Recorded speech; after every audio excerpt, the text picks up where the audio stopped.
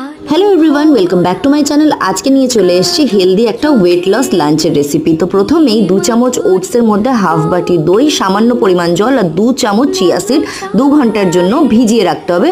এটা ঠিক এই রকম ঘন হয়ে যাবে। তারপরে তড়কা প্যানে তড়কা রেডি করতে হবে। কারি পাতা, সরষে, ছোলার ডাল, তার সাথে কাঁচা লঙ্কা আর সামান্য পরিমাণে গুঁড়ো লঙ্কা দিয়ে তবে তড়কাটা ওই ভেজানো ওটসের মধ্যে দিয়ে গ্রেট করে রাখা শসা, গাজর, টমেটো চাইলে দিতে পারো, আমি দিই না, কুচনো পেঁয়াজ ভালো করে মিক্স করে নিতে হবে। এবার ওটসের মধ্যে নুনটা পরিমাণ মতো মিক্স করে দিতে হবে। আর এটা এতটা ফিলিং হয়, এটা পেট তো ভরাবেই, তার সাথে সাথে এটা টেস্টি যেমন খেতে, এটা ওয়েট লসেও খুব খুব ভালোভাবে হেল্প করে। এটা ভালো করে মিক্স করে নিয়ে পেট ভরে যত খুশি খাও।